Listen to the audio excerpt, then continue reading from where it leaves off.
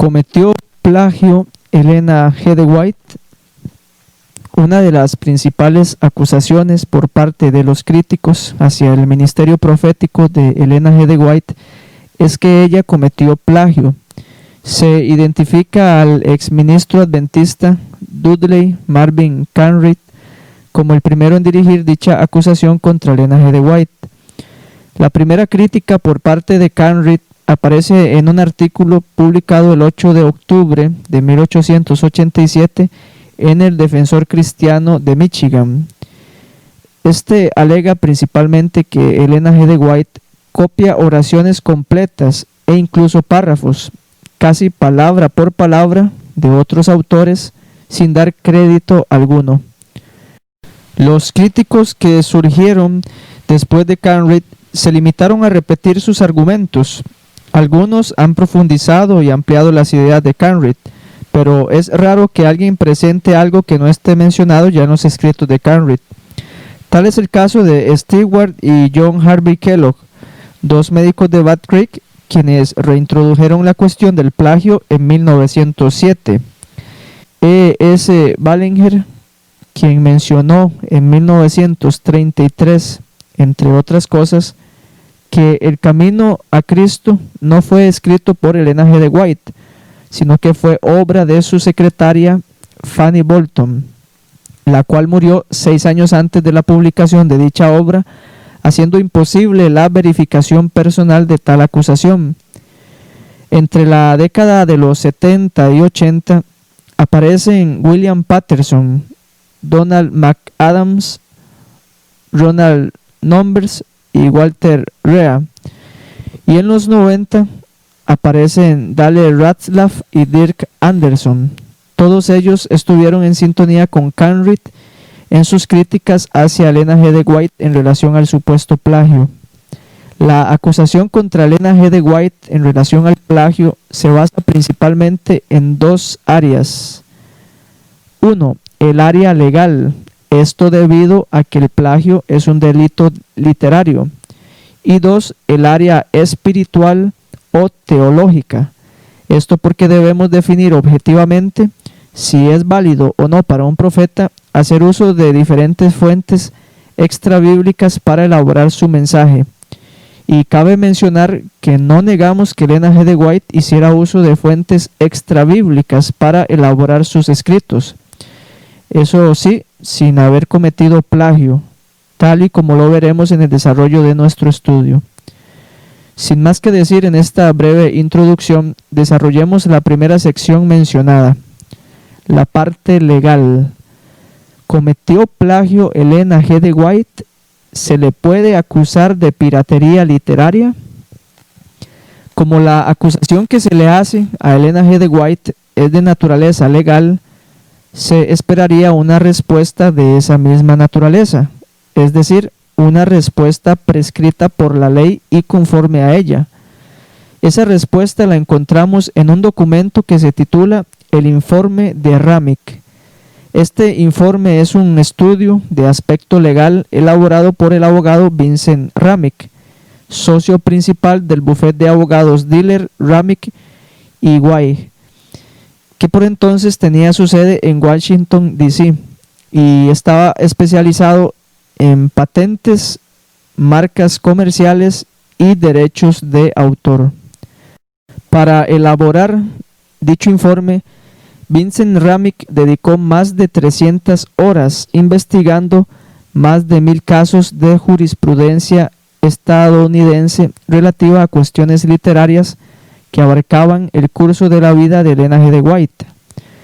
También Ramick menciona que leyó de tapa a tapa El conflicto de los siglos, que recibió otros trabajos de Elena G. de White, así como material de los críticos desde Canrith hasta Walter Rea. En dicho informe, Ramick llega a la conclusión de que Elena G. de White no era una plagiaria y sus obras no constituyen una violación o piratería de derechos de autor. Pero, ¿cuáles fueron las razones que alega Ramick en su informe para tal conclusión? Fueron principalmente dos hechos. 1. Elena G. de White no fue una infractora de derechos de autor. Los libros que señalan los críticos como siendo los que Elena G. de White utilizó para cometer el delito de plagio no tenían derecho de autor. Por lo tanto, señala Ramick, no pueden ni en ese momento ni ahora dar lugar a una acusación apropiada o responsable de copia, piratería o plagio. Estos libros incluyen, por ejemplo, La vida de Cristo, de Hannah, El gran maestro, de Harris, reseñas de la vida de Paulo, de Connie Berry and Hodgson, y el resto de las obras sin derecho de autor que figuran en la lista anterior bajo el título Biblioteca del Congreso. Y les invito a que puedan leer el informe en su totalidad para que sepan cuáles son esos libros. El informe sigue diciendo, un libro llega a ser, cuando no está protegido por derecho de autor, propiedad pública por el acto de publicación. Por consiguiente, todas las obras antes mencionadas sin derecho de autor eran, en el momento de publicación, dedicadas o donadas al mundo en general para que alguno o todos lo usaran legalmente, libremente y sin dudar, como desearan, en cualquier grado y en cualquier forma, con o sin reconocimientos. Asumiendo, no obstante, que todas estas obras anteriores mencionadas estuvieran con derecho de autor, ¿podrían en forma exitosa hacer un juicio contra la escritora adventista del séptimo día? La respuesta nuevamente es negativa. Ningún crítico tiene alegato en alguna de las comparaciones presentadas anteriormente, ni puede tener igualmente un alegato de que algún libro de Elena G. de White, tomado en su totalidad, es legalmente en forma considerable una copia de sus predecesores. La pura compilación de las obras de Elena G. de White reflejan necesariamente su trabajo y habilidad, en tanto que ella no, y la evidencia establece claramente que no, tomó de obras anteriores en un grado considerable. Ella permanece dentro de los límites legales del uso razonable. Y saltando algunos párrafos, el mismo informe sigue diciendo, ningún autor anterior ha unido antes en una obra lo que fue de la autoría de la señora White, ni ninguno de sus críticos pueden acusarla de eso. Los críticos comparan palabras, frases, similitudes de ello, pero nunca comparan las obras de la señora White en forma completa. Una razón posible es que la evidencia indicaría que, aunque se han seleccionado materiales de una variedad de fuentes, la misma evidencia indica firmemente que el material así seleccionado fue arreglado y combinado en una forma que muestra el ejercicio de discreción, habilidad, conocimiento, experiencia y juicio. Es en las últimas áreas donde los críticos temen meterse, porque si lo hicieran, sus únicas conclusiones podrían y serían que los escritos de la señora White no constituyen una infracción, ni incluso pueden asumir que son obras con derecho de autor de sus predecesores. Resumiendo, y nuevamente con la suposición de que todas las obras anteriores tuvieran derecho de autor, si la cuestión hubiera estado en la corte entre 1850 y 1915, Elena G. de White, en forma enfática, no hubiera sido considerada una violadora de derechos de autor. El otro aspecto que menciona Ramick es que Elena G. de White no era una plagiaria. El informe de Ramick menciona lo siguiente. Uno de los hechos más importantes desde un punto de vista legal entre el crimen legal de piratería o infracción de derecho de autor y el acto de plagio es la intención con la cual se hace tal apropiación. Un plagiario, por tanto, toma de otro y utiliza aquello que es tomado con la intención de que el material del que se apropió sea visto como original del que se apropió y no de su originador.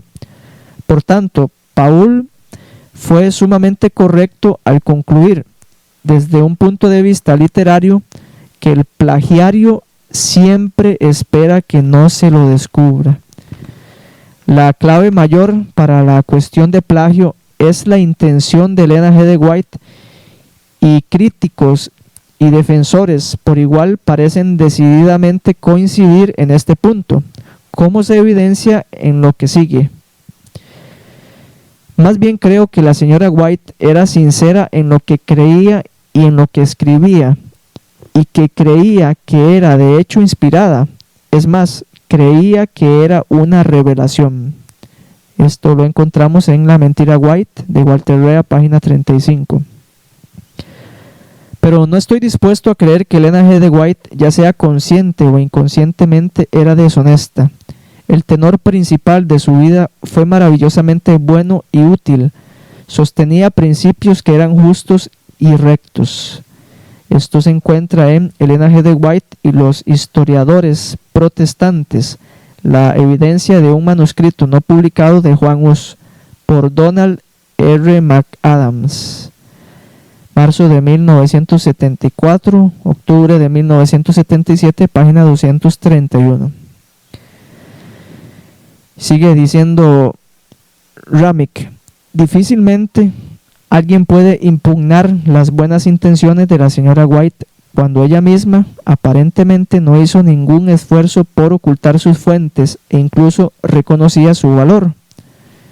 La vida de San Pablo, de Connie Berry y Hodgson, lo recomiendo como un libro de gran mérito y uno de los pocos de utilidad para el estudiante serio de la historia del Nuevo Testamento. Eso lo mencionó Elena G. de White. Seguimos leyendo en el informe de Ramick. Uno ciertamente percibe en los escritos de la señora White que ella estaba motivada por la influencia del Espíritu Santo, que evitaba intenciones equivocadas, y los procedimientos no eran otros que los de las más elevadas motivaciones e intenciones, y que de hecho ella modificó, exaltó y mejoró mucho legalmente lo que otros podían haber pensado y expresado. Es imposible imaginar que la intención de Elena G. de White, como se refleja en sus escritos y en los esfuerzos prodigiosos incuestionablemente involucrados en ellos, fuera otra cosa que un esfuerzo sinceramente motivado y sin egoísmo para colocar la comprensión de las verdades bíblicas en una forma coherente para que todos las vean y las comprendan. Mas ciertamente la naturaleza y contenido de sus escritos tenían solo una esperanza e intención, es decir, una mejor comprensión por parte de la humanidad de la palabra de Dios. Considerando todos los hechos necesarios para alcanzar una conclusión justa sobre el tema, se presenta en forma concluyente que los escritos de Elena G. de White no eran plagiados. Hasta aquí la declaración de Ramick. Con lo expuesto anteriormente, Ramick concluye su informe llegando a la siguiente conclusión: en base a nuestra revisión de los hechos precedentes y legales, concluimos que Elena G. de White no era una plagiaria y sus obras no constituyeron una violación o piratería de derechos de autor. Hermanos queridos, podemos ver cómo la acusación que señala a Elena G. de White de plagiadora no tiene ningún criterio sólido de carácter legal. Elena G. de White no cometió ningún delito literario. El informe del abogado católico Vincent Ramick da fe de eso. Nuestra base para señalar categóricamente que Elena G. de White no cometió plagio es una base de naturaleza legal. ¿Dónde están las evidencias objetivas de los críticos para acusar a Elena G. de White de plagio? Invito muy respetuosamente a cualquier crítico que presente esas pruebas contra el ministerio profético de Elena G. de White.